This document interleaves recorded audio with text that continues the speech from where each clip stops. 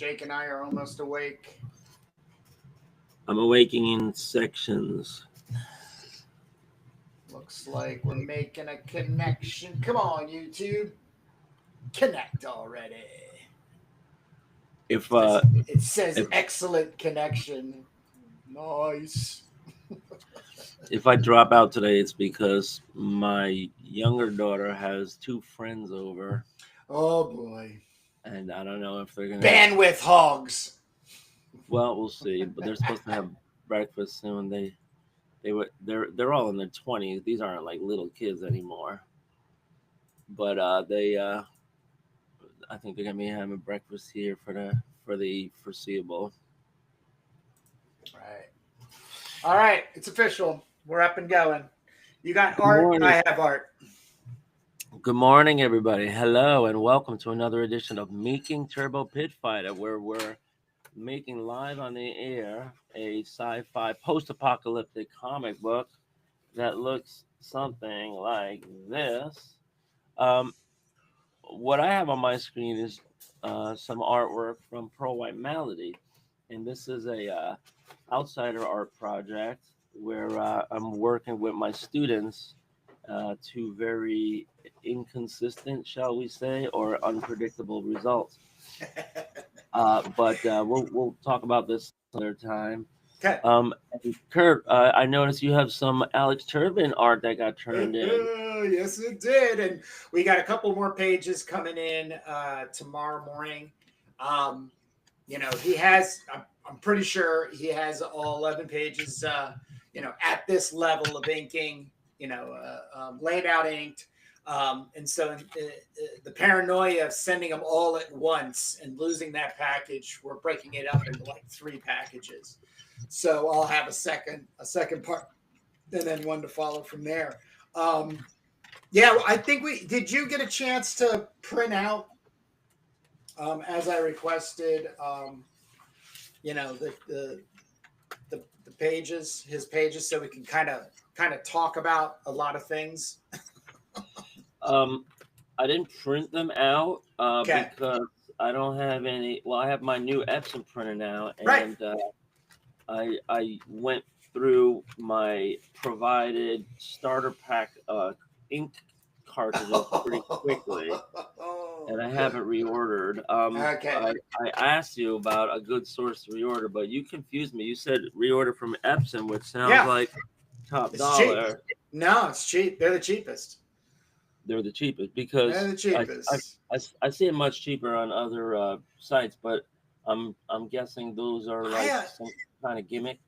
Well, it's the refurbished. They refill. And they can be cheap, but you can get a couple of duds. And so apples to oranges. The going rate for ink replacement cartridges is pretty. It's pretty decent. I mean, for me, I think it's it'll be the same thing for you. I'm pretty sure. I ordered 1 color pack and two blacks, and I think it's like $79, and it's free shipping. So, I don't know how you can beat that other than going for these guys that I used to do it that way, but I think it also just started really screwing up the pinheads on my on the printer and stuff. So I just, for the last two of these machines, these printer scanner combos, I've just been going straight through Epson.com, and you put your model in, and then it brings you to the ink cartridge page. Right. I'm seeing refills that are compatible. And it's one here is $60, the other one here is $40.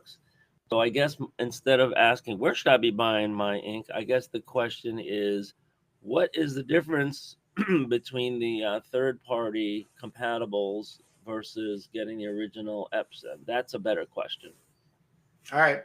Good luck finding that out. Oh, I don't know. Like I said, I don't really care. The source, Epson as a source just seems to be the best approach, and also it ends up like I've had it show up like 2 or 3 days after I put the order in.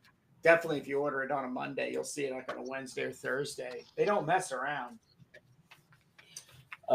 Okay, so your answer is you don't know, you haven't tried it, and good luck. Not in a long time. Not in a long That's time. your answer. Okay, got it. Yeah. All right. So, in any case, those are some really detailed pages. Now, I didn't. I was gonna ask why you send them to me high res, because you're gonna take a pass at them first, right? Well, no. So we had discussed laying out the text first. I have one huge issue right now with Okay. these pages. They're too small and they're too tight for the amount of text I know that has to go in. And I There's not don't enough want room. to, I just don't want to place a ton of energy into these pages and watch like a third of the art just disappear behind word balloons, because I feel That's like smart. it's gonna happen. So the idea was give you the high res, so you know you have them. You also have them on archive file. Load them into your Quark Express. Just get a font, you know, whatever you're using, and then let's lay it out. The other thing is I work 13 by 19. These are 11 by 14. Now, it's nothing saying that I can't do anything with these, but in my conversations with Alex and my suggestions to him, I don't know if I suggested this to him, but he said, do whatever you want to do.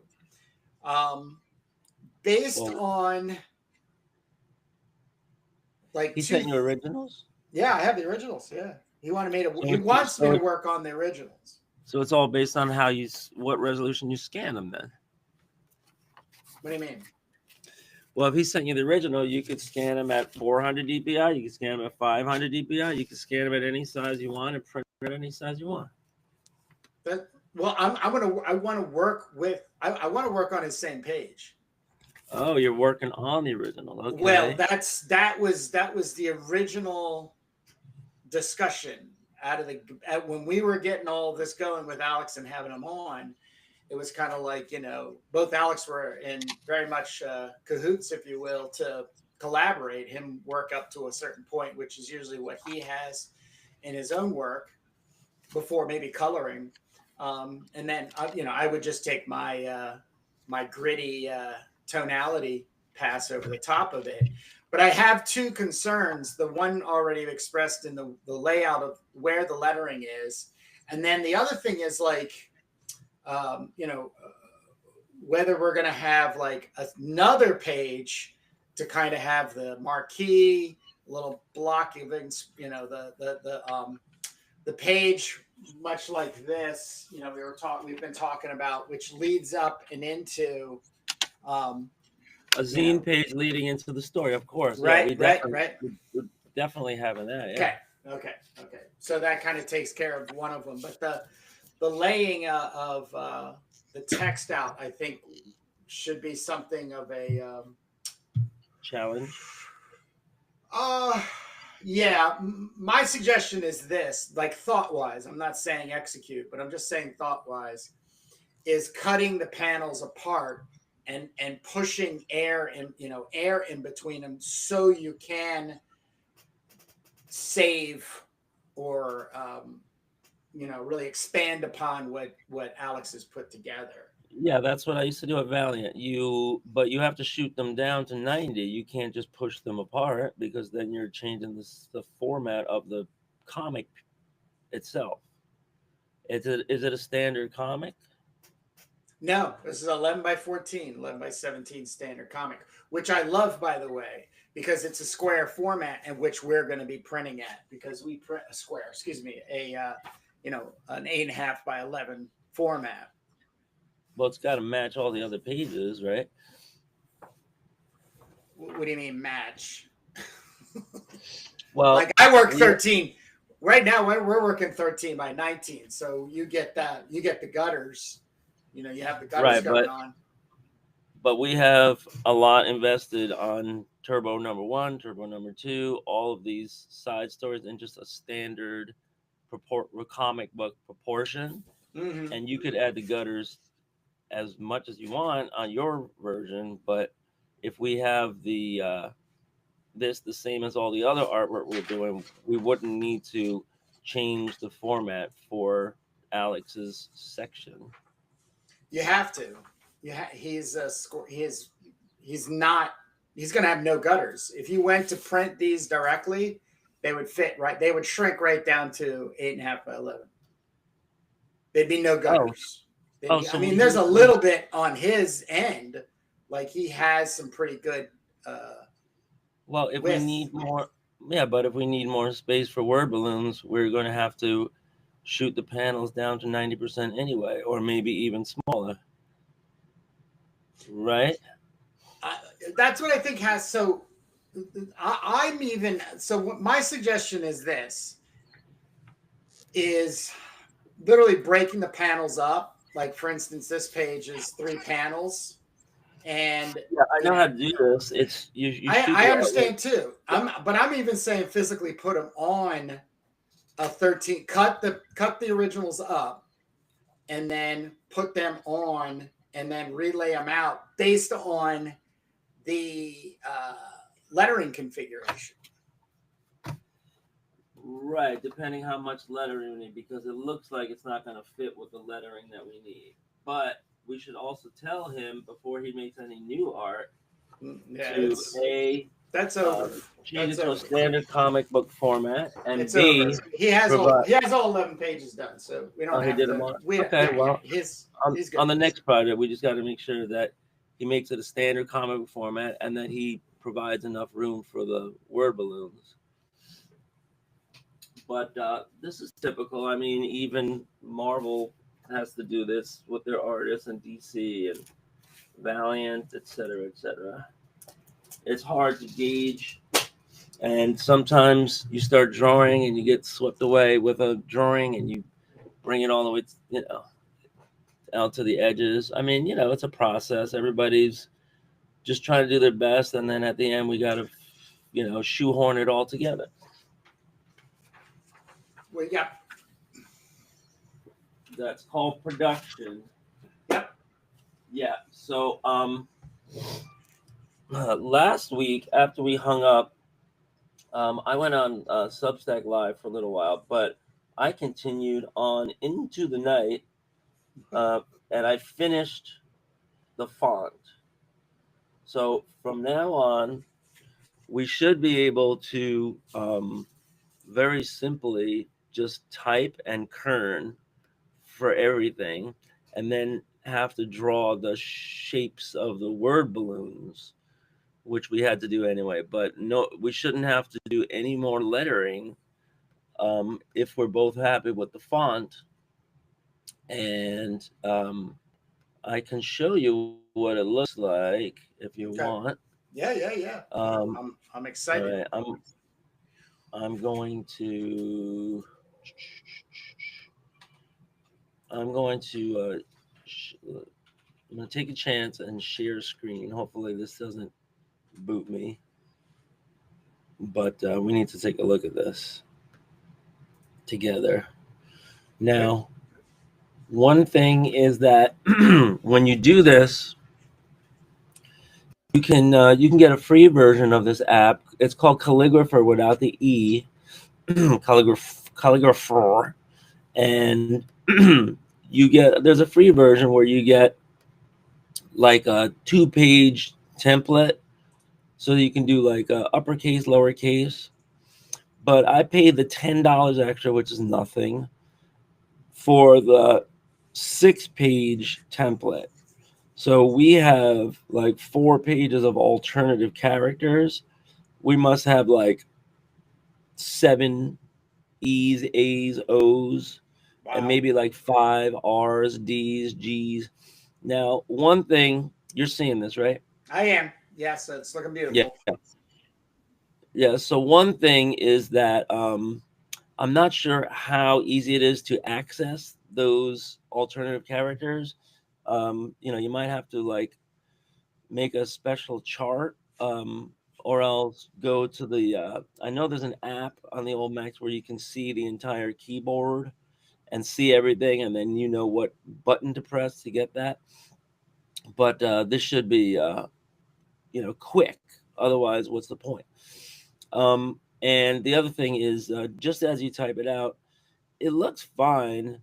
These are, I think, just the default upper and lowercase alternatives, right? So in other words, I did A through Z uppercase, and then I did another A through Z lowercase, but they're not really lowercase. They're just another version of all the uppercase letters. So Oh, one way to get alternates quickly is just yeah. to toggle the caps, That's a great idea, Um, Jake. well, yeah, that's and I mean you could do that with the free version, but now we have many more alternative letters with, and then I did all the extra characters, although we might not need them. I figured if I ever share this font with somebody, they're going to be like, oh, I wish I had a semicolon and blah blah blah. So so yeah, I'm thinking this will save us a lot of time from how we have been doing it, as long as we're happy with this font. We still have complete flexibility to make the letters wider. We're going to have to kern everything anyway, because when you type it out, you can see there's a lot of dead space between the T and the A. See, like over here, and so that just is going to have to be um, corrected for as we're typing every single word balloon. But we're doing that anyway now, and Yeah. it looks like it's going to be a lot less work. Yeah. So, Yeah. right. So I'm going to stop Yeah. sharing now. Okay. And this is called Doomag's Comic Font New, or Doomag's New Font. And I have it in TTF format and is now available for anybody that wants to get a copy, or we can share it with friends, or I don't know if you want to start selling it or whatever. But we might have to, we need to go through the whole process right now, and then we might have to tweak things, because all you have to do to tweak things is go back to the original. Um, and yeah, it was a lot of work. I spent the entire Sunday last week after we got off the line. I must have spent 5-6 hours, but I Nice. knew that it was going to save us, like, weeks and months of time over the long haul, starting with today. So I transferred that onto this computer here now, and I'm going to put this right into action in Quark Express, our new dialogue font, and see if we can get through these Ken Landgraf pages a little quicker than we have been. Alex Turbin. Again, Are you done the Ken Landgraf pages? no, we didn't finish them Oh all, did shit. we? Okay. No, we only No. did like Okay. 3, right? Yeah. Yeah. Yeah. So yeah, we should be able to fly through our lettering process from now on, and nobody will be happier than me. But I think Matt King might smile when he hears this, and I think a lot of people were maybe questioning our workflow before now. God. The biggest question I think people have is why only every Sunday? I mean, like that kind of thing. And you got to constantly remind them that, you're a full time uh, middle school art teacher in the Bronx. I have my own, you know, making a living. And, it makes life so easy between the two of us, scheduling wise, and as even the holidays start creeping up, and if we end up in a conversation where it's like, yeah, let's take a week off in December, between December and January, the holidays, then, we can deal with that. And I think everybody else can deal with it too. I think once you start getting into a, a lot more days scheduled, it's juggling more, and trying to keep people Oh, look, we happy. have all this. No, you were right. I did all the casualties is all Yeah. letter, Oh, okay, good. all, All right. Whew. all the way I was down. like, where the hell did time go? Sorry, I didn't remember. No, no worries. All the way down to be continued. So that means, did I give it all to you yet? Yes. I just didn't. Oh, and then you did the hand. Oh, right. So, You uh, have hand lettering, which right, and I now told, yeah. So I remember now. So you yeah, gave me how many pages of hand lettering? that's 6. Oh no, oh shit, I think I've only given you the first. No, I didn't. I give you. Oh crap, man, So we are I should be really. looking at. Let me I should be double looking at. check. Let me Yeah, I double got it check here. I my. should be looking at Photoshop pages, not Quark pages. Okay, so here we have in Photoshop with lettering. No, that's without. Oh, here. I think I only started on the first page, replacing it, and then I realized we got to make this font. But I'm opening up the Photoshop file now with layers, and we're moving away from that computer font that we were using just temporarily, and now we can lay it on. And I didn't want to waste any of your time, so I think we're going. So that's why I told you to don't hand letter it anymore. Let's just go to the font. So this is opening. See how long it takes programs to open back in 2002. And the progress bars. But it's much better having this full version of Photoshop than any alternative. Kurt, Okay. I'm going to be sending you. I could even send it to you at some point while we're on the air here. But I have the preview art of the Kung Fu story. Not full res scans, but good high res photos of them all to be able to see, so that we can discern what we have We're and not dealing really with that today. We're not going to deal with that today. okay. But Yeah, but that's all. that's a separate recording conversation that I want to have because there's a Okay. lot there's a huge amount of like unpacking and sharing between the two of us, which like I mean if you could share those because I want some time to be able to sit down and think about it. Oh, we're You gonna know what I have mean? to. There's no Yeah, doubt about it. yeah. And Yeah. there's your concept of incorporating um, into the end of the world timeline, Yeah. Turbin's world, and then there's mine, and then there's the art. It's just I would rather have it completely like a segment or something outside of like we're doing with the B movie She Devils. So because it doesn't have any priority right now in my eyes. We have to get what right now we have to the printer for approved by the end of this year. That's what we're shooting for. And we're looking good right now. It's just the decisions that need to be made between finishing up lettering on um, the casualties with Ken's artwork and then me getting the opportunity to be able to have all the pages from Alex for the Duke and start making those things. I just don't have I don't have the confidence in moving forward until we have them laid out with text, so we know where text and whether we do need to make I mean an adjustment just even in these being 11 by 14, break up the panels and move them up and down in order to get a little bit of air here and there to go 11 to 17, which then would keep us in the format. Right. Yeah. Well, that's what we're doing today. We're doing lettering for sure. All right, so you have the 3 scans of the first 3-page scans, right?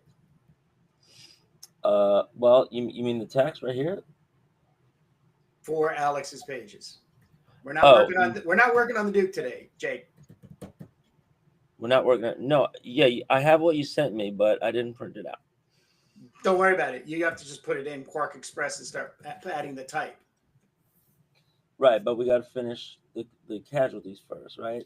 No, because I'm sitting here spinning my wheels. I mean, if you wanted to work on them right now, I could actually do, I could finish up these pieces of the index if you so choose, and we'll just wait for more and more pages, and then this will be something 2 weeks down the road. But those 2 weeks then push me into a space where I've got basically the month of December to get those pages in any kind of like appearance, with my hand in them.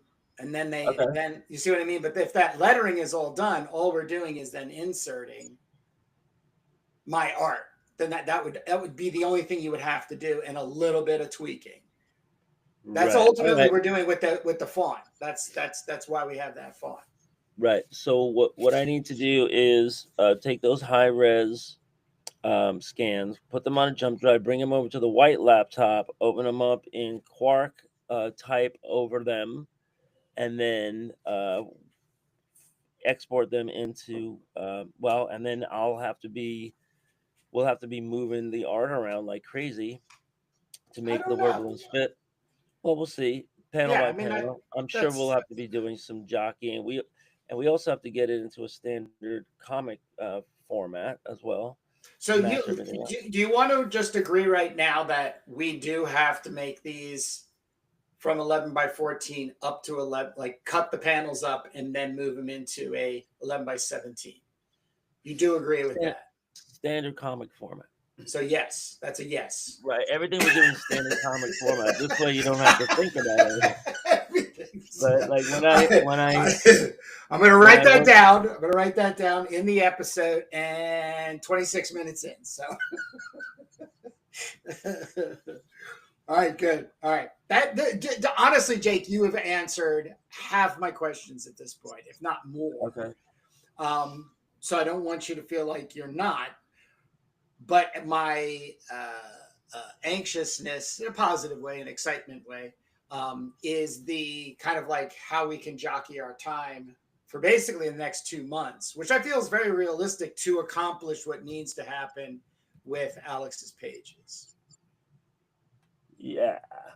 It's the devil's in the details, and that means once the artist gives you the art, you got to put the word balloons on it. Yeah.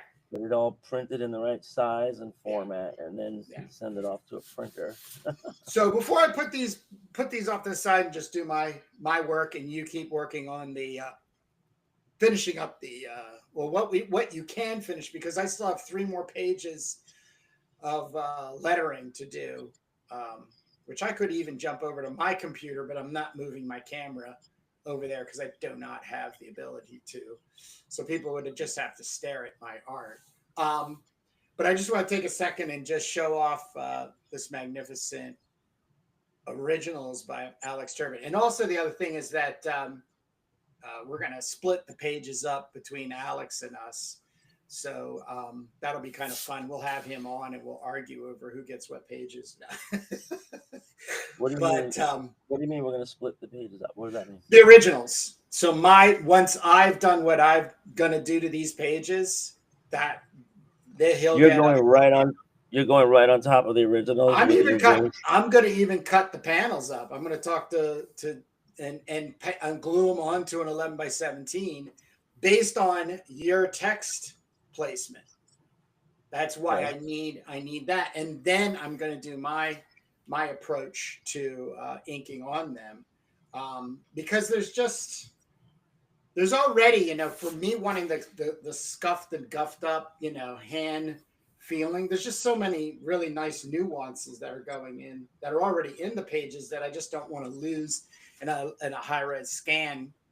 I go from there, and then there's it's just going to be monumental to just have one set of these Alex and Kurt original pages that he has, a few of. You have some, I have some, and so, it's kind of exciting. But there's just really, it's gonna be a great time. I mean, I can already start seeing how I want to put my approach to it. But like I said, I back up saying, okay, well, is this going to be a big block of text? If this is a big block of text as needs, then I'm not going to spend the extra 5 to 10 minutes. You know what I mean? Yeah, so absolutely. Yeah. Right. We, I mean, ideally, like that bottom one, we're gonna have to cover up all that perspective mechanical Well, not if we background. drop this. I mean, we've got what? That's 3 inches to play with. Like if I cut Yeah, this and no, but drop then it this would be, panel all the way down, well, it then depends. Yeah, you've got a gutter here of 2 inches to be able to run, a block of text running here, and maybe one over, if that's necessary based on what you've written. every panel's different, and Yeah, it all yeah. depends. So you know, we'll have to see. But I think you know, I think it's pretty normal that when you continue in the background, some of it is work that gets covered over by word balloons. I think that's pretty normal expectation. Sure. But how Um, much though? Is it 1 sentence worth, 5 sentence worth, 4 bubbles, 2 bubbles, 1 bubble, one narrative box? That kind of sense of well, design. people are going to see page by page and panel by panel in the very near future as we do this. All And right, I'll put you them know, away, Jake. I'll Okay, I'll I'll make put the 'em- ultimate call. Like I'll, those pages I'll right put them there in. are so densely packed in. It seems Yeah. as though, he wasn't thinking yet about, oh my God, how much text is going to have to go on here. But it's fine. We'll work it all in. Now that one, it's a little more aired out, right? There's on the Well, lower left, yeah, on the all the lower bubbles. right. Yep. But sometimes you want a word balloon to be closer to the person. Sometimes you want it to be Absolutely. farther. Absolutely. Sometimes you have to make a sacrifice and cover something up. So it's all judgment call, and people are going to see the whole thing play out um, when you tune in to making Turbo Pit Fighter. We're making Do Magazine's #1, and we're going to make all these decisions and more right in front of people's eyes. Cool. All right then. I'm gonna keep working on these. I have, I think, what, 1, 2, 3, 4. Yeah, we'll see. I actually should be good today. We do break away at 11:15 for our John Coates interview that we'll be recording. Super excited to talk to John, who's one half of the Coates brothers, John and James. We've already done an interview with James, and two really involved indie creators, to the point that they started with Chris Anderson and Jamie Jones and Matt King and so on and so forth, Power Pulp Comics. So really am very excited about having that interview today. Yes, I have the comic here. I think it's Emerald Emu. And Yep. is there another one I should have in hand? Well, he is the writer. He is the writer with James. They did do Ninja 4, Dark Vengeance, and then their big thing is there's 3 volumes. I think we both have volume 2 and 3, because we got, I think, 3 from James, and then John sent us 2. So we have more than enough to really sit down and talk about, the Coates brothers' approach to making indie comics, but even his specific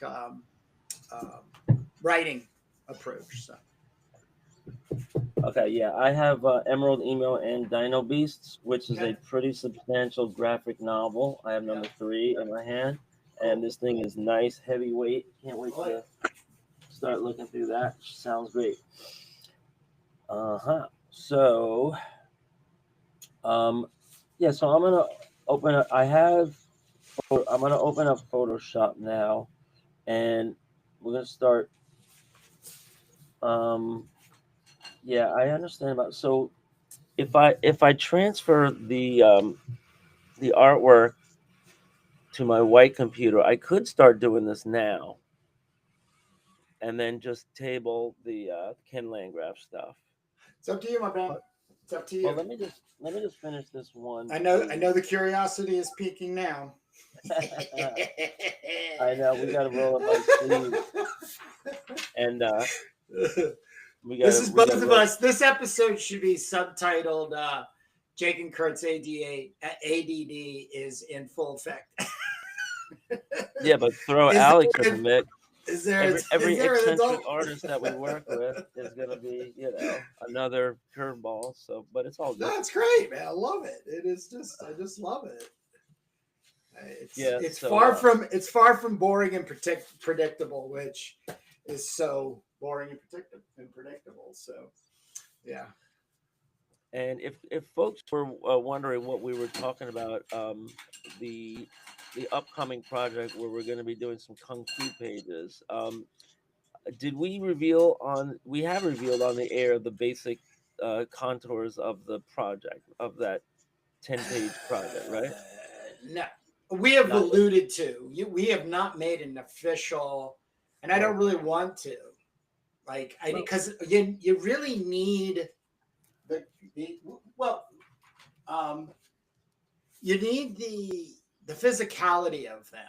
Like, we recorded opening the box that when it was shipped to you. So I have that recording, and you leaf through them, and I was like, wow, oh yeah. And then we started talking, and then towards the end of that episode, which is not released yet, because we want to kind of get those recordings kind of like in the can, and when we're closer to something, start releasing them so people have something to really bite down on instead of waiting for the inevitable next episode. Yeah. But yeah, I mean, we were just talking about it with Jeff Bartrand in his interview, which I actually just finished editing this morning, which will be up tomorrow afternoon on our channel. And he had put together with his partner in Hundo Comics, Deity, which was kind of the same thing, though the guy's alive and he's not unknown, and he didn't buy him, he didn't buy the pages on an auction. So, but yeah, it's going to come along. But I do feel it's incredibly involved, that whole process. So we just need to get what we have in front of us done, and then we're allowed to go ahead and start playing with that. But you can say what you want. You can say what you want, Jake. Don't feel like you can't say what you want. Right. Well, I want to say hi to we got Saboteur Comics is with us. Yeah. I'm not sure exactly who that is as a person, but as a YouTube user, we got Saboteur Comics. Raz is here, who's pretty regular with us, which is awesome. And I just want to ask you guys: is Kurt dropping out on his vocals because? I keep moving away from the mic. I apologize. That's me. Oh, okay. That's all right. That's so me. Sorry. So it's not me. Because I was getting equipment together and stuff. So you can hear me now, right? I can hear you when you're up. When I'm actually here on the drawing board, but I'm bouncing between the YouTube and Riverside. My utensils are over. Yeah, I turned away from my mic too, but this is me right now facing the opposite side of the room, and this is me facing the front of the room, and this is me facing the opposite side, and this is the front. So with these Yeti mics, it's really forgiving. It really is. Yeah, I gotta get one. I gotta get one. Raz says that he is I'm assuming it's he is cutting and pasting some panels myself in order to accommodate a second draft rewrite of my graphic novel Belly of the Bonfire.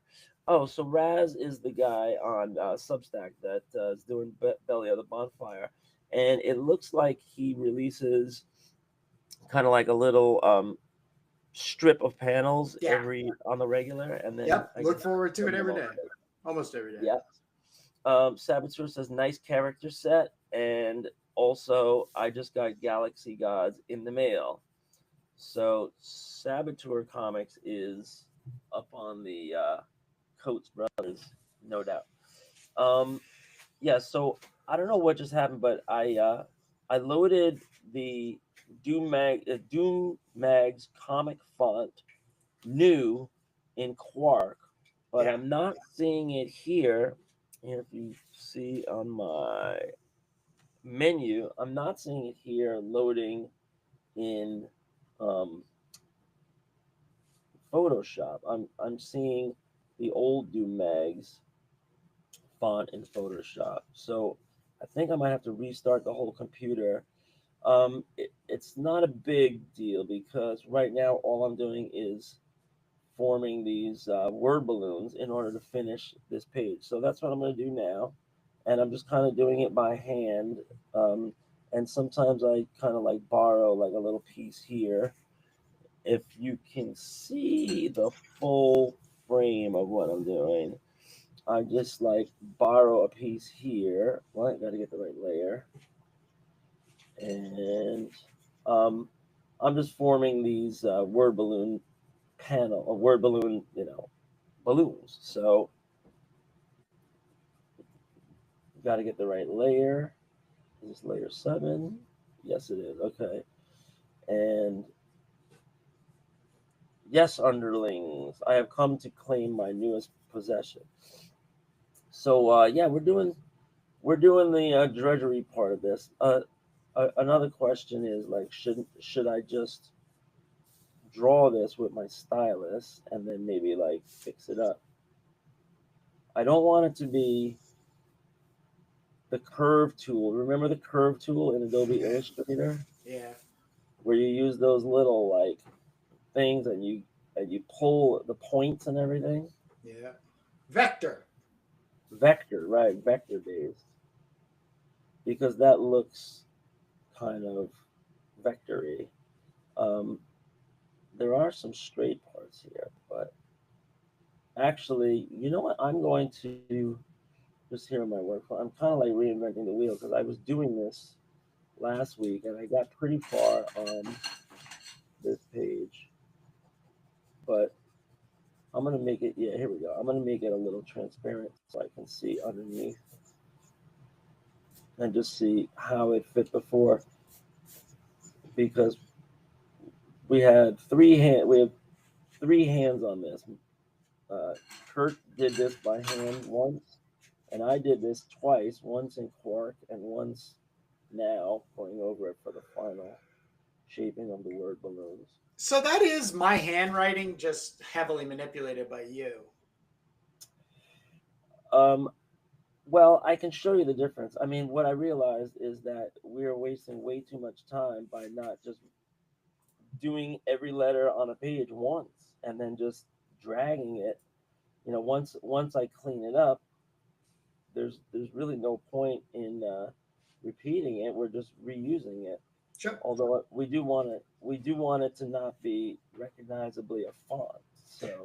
So I mean, what I'm kind of alluding to is that you could just do all of Ken Landgraf's pages with this font as well. Yeah, that's what we're gonna do. I told you not to do the lettering anymore because we're gonna All right. font from here on out. Yeah. So it's official. You just have to reboot your. You just have to reboot your laptop. Well, I gotta make sure. Yeah, I gotta make sure you can see it in Photoshop. I'm not sure why it didn't show up in Photoshop, but it showed up in Quark. System doesn't see it. Well, I showed up in Quark without restarting the whole computer. So we'll see what the difference is in Quark, but I mean in Photoshop. But I'm just getting my workflow here together so that we can finish this. I'm gonna go 9 points, and yeah, we're on a different layer. A lot going on here as we move things around, shift things around. Yes, underlings. Yeah, I'm really hoping that this comes out nice. So there's I think it will. So you were saying before that you're making some headway on the Crom, right? Yes. Thank you for saying that.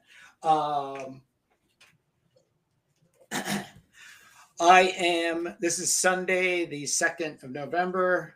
Tomorrow's the 3rd, a Monday.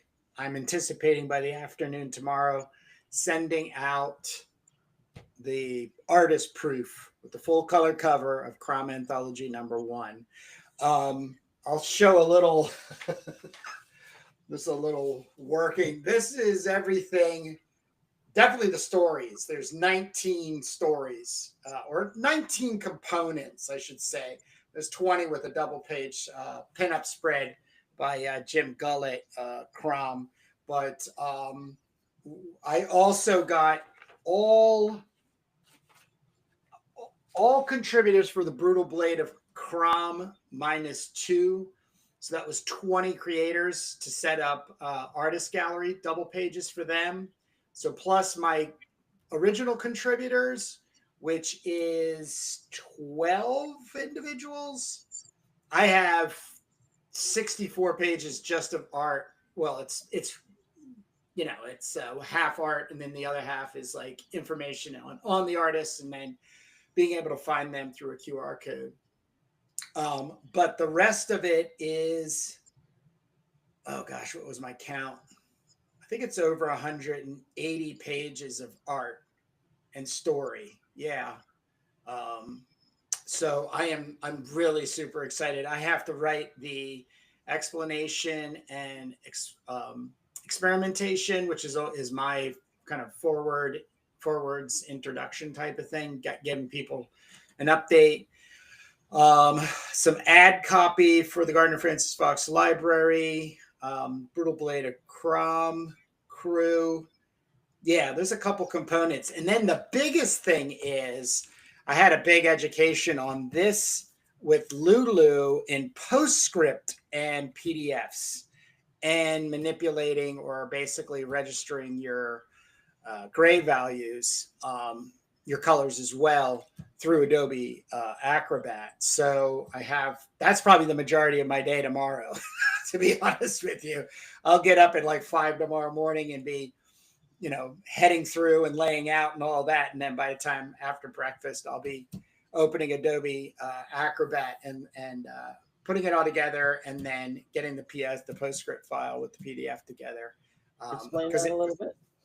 I really don't have much of an explanation and understanding. I'm learning. Lulu did me a solid because my pages were pretty dense, and they have a kind of a threshold when it comes to that, the file sizes and print coverage and all of that. So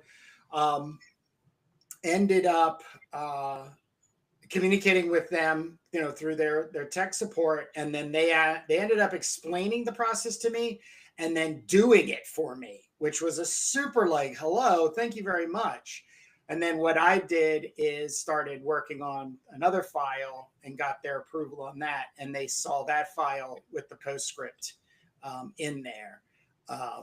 It's something I remember back in the day when we had EPS files, bitmap, and PostScript files. So I believe it's the arrangement of the data, unlike a compressed JPEG.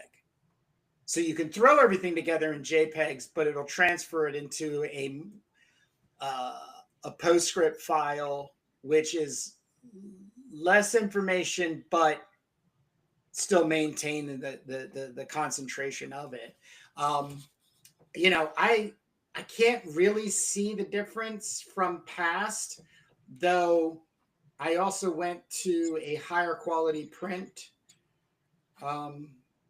And the cream color page, but I'm going to do the proof on the standard instead of the premium print. Paper will also cream, just to see what's going on. What's that? So Lulu doesn't take JPEG or PNG. It can in the PDF file. All this is you have to upload PDF files with all your art and everything in them. So a JPEG can be within a PDF file. Yeah, but the post-scripting of that image is very large and dense. And so there's a process you can do through Adobe Acrobat. And of course, once I get it down, I will be sharing this information, especially on my Crom the Barbarian updates on my Crom the Barbarian YouTube channel. It literally reduced a gigabyte worth of this book that I had uploaded down to less than half. So it was 500 something. And I got really kind of panicky about it, but then, I said, okay, well then just print them and send them. And so they were printed and sent, and I was like, oh shit, that's really tight. So I got to figure this out. And so they gave me the instruction, but I'm a bit of a nerd when it gets down to it. So I've been watching some YouTube videos, which there's not a lot on PDF, PostScripts, and Adobe Acrobat. So on YouTube. So it's a lot more in the way of like reading and everything. So yeah, it's great because I also feel like this is probably going to be it's going to help me make my move over to having my books up on Amazon, which is, you want to talk about troubleshooting over there or any kind of tech support. They just send you constantly to the page, and then the page just lists out these things which are either A, archaic, or B, just completely like unfathomable without some kind of educational background. Is that going to be a quick print service? I will be on Lulu, definitely, but I'm also trying to get the book on Amazon as well. So. Right. So we know Lulu is a quick print service. Yeah, is Amazon a quick print service? It does have one. Yep. Oh, okay. And with Lulu, I do my own assignment of an ISBN number, and then therefore I can do global distribution through them, which will then put me in Barnes and Nobles, Ingram Sparks, and Amazon. But for some reason, Amazon didn't come through, and I asked the question, and they came of Lulu, and I said, "Oh well, maybe because I don't have it postscript, the Amazon won't accept it." And they came back and said, "Maybe, probably, they just don't get any information from them as well." So, but I am anticipating the week before Thanksgiving as the public release. But if you are on the newsletter for crownthebarbarian.com, you will be privy to a 1 week early pre-ordering and the deepest discount that I can give you in order to acquire this book, as well as all of the other books that I have for sale. But I also want to say that there are some books that are only international because that's the print on demand, and then the shipping is always from their country's rate. But everything else nationally for all the books: Brutal Blade of Crom, Jim Gullett's Crom collection, Jeff Lafferty's Berserker Knot, Drawn Swords, Scoundrel's Dread. In other words, Kurt's Curation. Yeah, Kurt's Curations. So, it's going to be a really an exciting release, which will be, of course, I'll run the Can Crom sell 100 copies without Kickstarter, which I have a very optimistic feeling towards it. But I did not reach it when I released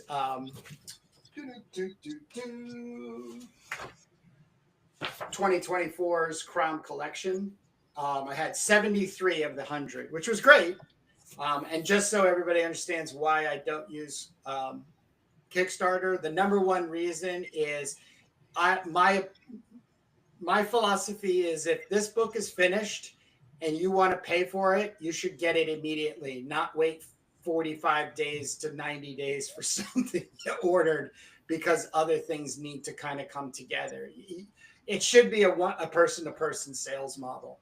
And my crownthebarbarian.com is exactly that. I'm dealing with you as a customer and as a fan, and hopefully even somebody who's a part in the way of like contributing to the Crom character, Crown the Barbarian as a public domain character. Well, let me play devil's advocate there. Go for it. Go for it. Not that I'm any fan of, Kickstarter. Kickstarter is great because it has pros and cons. We could spend an episode on that. I'm sure. Probably will.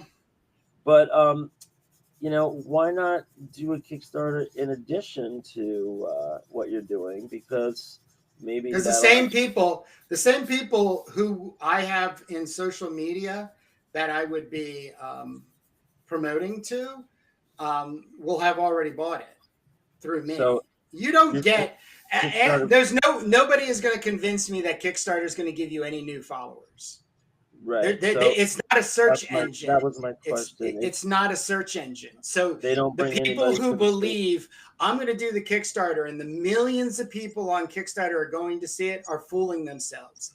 Kickstarter is designed with an algorithm that you have to bring the people to Kickstarter.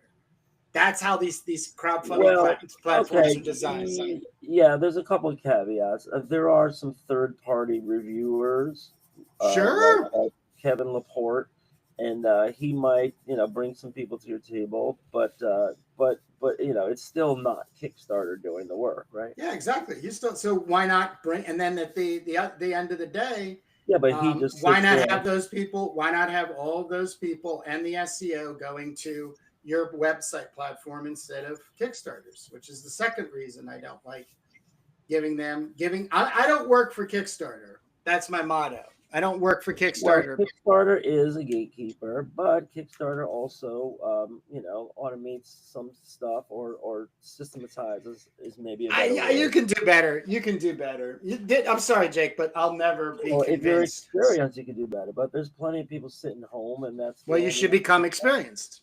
Yeah, I mean, it doesn't. We should all become experienced. But that's a process. Yeah, exactly. Which means it starts with having your own website and driving people with your content to the website. Because the moment they change something, anybody changes something, you have no say. You can cry and moan all you want, but the fact that you don't have a website is your fault. That's my thing. So here's a question. Why isn't there an AI bot that's set up by somebody who's a little bit more of a beneficial comic person and just create a newsletter every time a new comic goes on Kickstarter and just send out an automatic email so that everybody can see everything right in their email box? Who's everybody and what is everything? That's also my biggest issue with people, especially even in indie comics, artist-wise and fan base, is everything that's a comic is not for everybody. I believe you should stop thinking comic books and you should start thinking genre. That's what you should start thinking when you're working promotion-wise. Let's say a retailer, right? So now you want to know, all right, what are the new? I would love to get an email. Maybe a retailer is saying this to themselves. I would love to get an email that gives me a heads up. What new comics are on Kickstarter this week? There's nothing stopping something or somebody being creative enough to do this AI thing. Right. It's just another layer. The reality is this: I included would just love to make something, get it out there through whatever platforms that are accessible that I choose to be on, and it's exposed to the entirety of the web, of the internet, and then people make choices, and then I sell 5,000 copies, so I don't have to worry about my rent and my food and my utilities for at least like 3 or 4 months or something. That's the ultimate that people really want out of the creative process. The problem is I don't see that anywhere. And because there's so much noise out there hitting us in milliseconds, just milliseconds, I believe the best way of organizing yourself and your creativity is to have one place that directly meets with what you're creating. Hence, cromthebarbarian.com. Okay? Like, it's our conversation that is yet to be completed is I want you and I to pay for and set up a turbopitfighter.com. Well, and that's contentious for you because you have Hellclaw, and now we've got this Substack. You have hellclaw.com, and then there's this. You have all these ideas, but all I'm saying is when it gets down to it, the human brain can only hold so much information. And if they go, what was that comic? Conan. Well, I'm still in there. I still. When you start Googling Conan or Crom, I'm coming up. Right. Because Crom is connected to Conan. Yeah. Well, and vice versa. You know what I mean? So that's the kind of marketing you want in putting your stuff out there. Also, not trying to use words like, well, for instance, one of the beautiful things about cromthebarbarian.com is the barbarian part. Just that part of it. Like Turbo Pit Fighter. That's Pit Fighter is a great second tier SEO, because people because there's like a couple comics out there, I've searched them down, that have Pit Fighter in them. Yeah, so if somebody's like Pit Fighter comic book, right? They're trying to look for somebody else's Pit Fighter comic book that they heard about when they went somewhere and talked to somebody or a show and they just didn't remember it. Pit Fighter comic book, and next thing you know it, Turbo Pit Fighter pops up. No, that's not that, but that looks cool. Let me check it out. You can get a sale and a fan. Making sales too, I think, is a really crappy way of going about making indie comics and art. You want fans.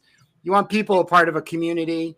You want to be communicating very much the way we're doing right now online, live on YouTube, with all those great individuals that are taking time to spend with us, who are most definitely creators, because they're probably working on something right now because it's a nice Sunday afternoon and they're hanging out at Jake's house. Raz says Kickstarter is also a very censorious platform. Yes and no, and both are kind of negative. I mean, Kevin Laporte sometimes has these rants about how much adult AI slop is on Kickstarter, and sometimes it doesn't seem like there is a human with actual taste, approving anything. And there's also a shocking number of rip-offs on Kickstarter, right? I mean, I don't know. I never go there, other than maybe researching, maybe somebody we're interviewing. I don't go there looking for comics to buy because I'm always burned on the time period.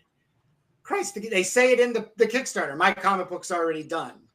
Okay, now I understand. Now I will say this. Yes, there's nothing like getting a chunk of cash, $1,000 or $2, $2,000 or $3,000 if you're lucky, right? To then spend all of that on getting your print run printed and then in your basement or garage, so then you have to package it and get it out. I get that part of I absolutely agree with Kickstarter that way, but you can still do the same thing on your website. You can do a pre-order campaign that gives you an idea how many comic books you need. Because how many people do a Kickstarter, get 100 people giving them $30. They walk away with, after everything's said, $2,500. They spend $3,000 because they want 500 comic books, and they're still holding 329 comics still are sitting in their garage, and they're upset. How many people are doing that? Yeah, well, both require some legwork. I defer to Kevin Laporte again, who is somebody that checks out the stuff on Kickstarter, so you don't have to. Why? Well, he writes some interesting articles about not safe for work content, about the percentage of Kickstarters that don't fulfill anything and just rip people off. Yep. Right? I think that's all great information to have. Yeah. So Kickstarter is it's a giant, big mainstream platform.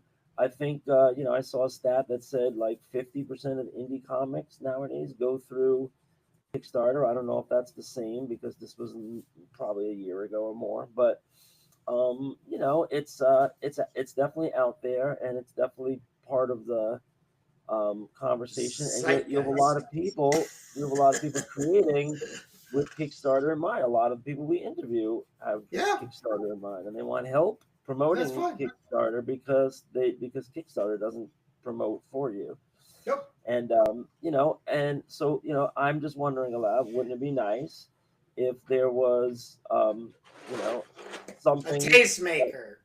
That's all you're asking for. You're asking for somebody to do all the legwork for somebody else, which is social media influencers and tastemakers. They're out there. You just have to be following them. Yeah, there's I mean, a lot of people are seeing comics as an investment. You know, I know people that they might skim a comic. They're not actually reading the stories. They're not, you know, they just Taking it think out that, of the bag. well, yeah, there's those too, but um, yeah, I mean, but you know, seriously, when it comes to an indie comic, right? Because you're taking a gamble on an indie comic, you're going to pay five at least, you know, for it, and you know, you're hoping that it's worth 10 or 20, you know, in a couple of years. You know, that you got one of the number ones, you know, that somebody makes a movie of it, and that now you're holding, you know, the next Men in Black, you know, or something like that. Um, you know, I think most people want to read the comic, but you know, there's plenty of people that are some combination of, you know, I'm buying this to invest in the physical comic, or I believe this artist is going to come to something, you know, at some point, and I'm willing to invest in them. You know, I'm willing to support them because I support the art. You know, which is a little more noble than, oh yeah, this, you know, this is going to be the next action number one. You know, but you know, there's so many like people in between that are like a little of all of those things, right? I mean, I have a copy of Men in Black number one, and you know, I'm not sad about that. but you know, I didn't plan it. I don't even know how I ended up with it. So you know, it was just in my pile of crap. But you know, there's all the above, and when you're a creator, you need to scrape everything together in order to try to make it, you know, a go of it, whether you're trying to make a living or just trying to get some extra income. Um, Having sales does not hurt, not one bit. So um, we talk about Kickstarter from time to time, but you know, we should also talk about Power Pulp because Well, we're you know going to in 20 minutes, so we got 5 more minutes on this podcast, okay, and then we'll be. yeah, but Power Pulp is a slightly different model. You know, it's a consortium of creators themselves who are throwing in with other creators and saying, why don't we, you know, why don't we just circumvent the biggest obstacle to making profit, which is the shipping costs, you know, and just It's distribution, Jake. yeah, just ship Shipping and is just the second. Shipping is the second part. The distribution is the bigger part. yeah, well, That's what they're so trying to. That's what they're trying to navigate. Is I've got 329 copies after my successful Kickstarter of my comic book in a garage. How do I get it out to the people? Oh, comic book stores. But those comic book stores are tied to what was once called Diamond Distribution. Now the distribution has nothing to do with indie unless you go through the publishers that now control that have access and control through these other distribution platforms. So it was literally once Diamond basically started disappearing in November of last year. Um, it was putting all of us indie creators out into the cold. So everybody that got together with Power Pulp said, well, why don't we organize together? We'll put a catalog, we'll put some information, we'll do a press release. That's one of the things I want to talk to John about, because that's a very mature professional way of approaching. I did that when I got out of you know, the whole being working a real job and coming back to the arts, and I was starting my comic book career and everything, did a press release. You know, and to get that kind of recognition, then hand calling and getting all of these indie friendly comic book shops the ability to at 50% reduction and so on and so forth, great indie comic books into their store. And it's working slowly but surely. It's working, and we're going to hear a lot more about it once we sit down and talk to John about it. yeah, so he's not only one of the creators, but he's one of the two guys that are doing all the legwork and doing the distribution and really helping out the consortium. Yeah. They're not taking any side money for now as they grow, and they're, you know, doing the Lord's work of Yeah. you know, of putting this, putting it all together where people can get their books shipped and the artist can get the proceeds, which is super Yes. nice. Oh yeah. As long as that lasts, it's super nice. Yeah. Yep. So we're gonna talk to him. Should be a good one. And Kurt, if you're listening to this live, Kurt is gonna post that usually a week or so later, right? Yeah, I always edit on Sunday mornings. So, and Right. then I post them. Then I post them like between that Monday or following Monday or Tuesday, Wednesday. So it's about a week and a half. So Saboteur Comics is saying, I also hate waiting and sometimes never getting anything. I don't know about you, man, but I would be so pissed if I paid for a comic, especially like 20, $30 or something, and then nothing ever comes. That would be really bad. And Raz tells us that John Howard, Crumb, Ranks of Rocks would never be allowed on Kickstarter. Yep. So I guess they allow boobies, but they don't allow. I mean, Crumb, Crumb, Gatekeepers, man. right? I mean, Crumb has PG-13 stuff. Fritz. I mean, Mr. Natural. He has different characters that do different things. John Howard is. We spoke about this. It's a horny biker slut. I think there was like 12 issues or something like that, and it is way out there, man. Wow, but it's a great microcosm of how underground comics changed from the '60s to, I want to say, the '80s.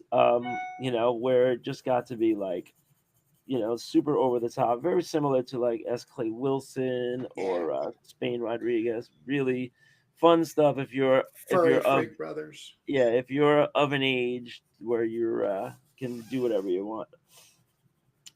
And Raz is also interested in submitting to Powerpulp, so people can get in contact and submit your stuff and see if it fits the fancy of the panel. They do it all by. Well, you have to. I think they're still running, and we'll find out from John. But you have to have something to contribute to the consortium. They're not. I mean, they might be breaking out of that mold, but the original process of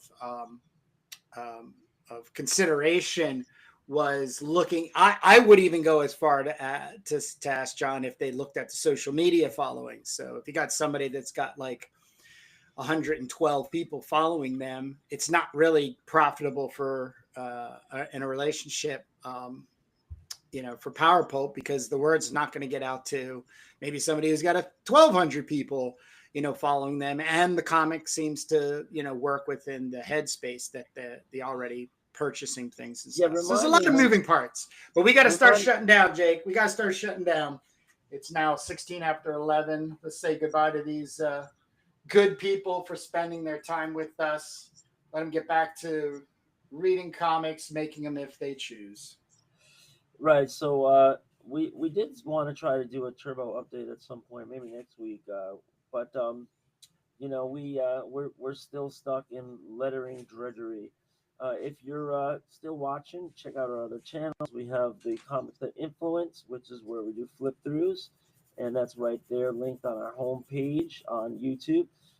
You can also see the Indie Creator Exchange, which we're about to tape, and see all these great juicy interviews with all these other indie creators and everybody with their own little slice of the business, how they do things. We're going to get into all that. So check us out every Sunday. We'll be right back here for about an hour and a half with the making of Turbo Pit Fighter, which you just witnessed. And we'll see you again on YouTube right here, 10 a.m.-ish next Sunday.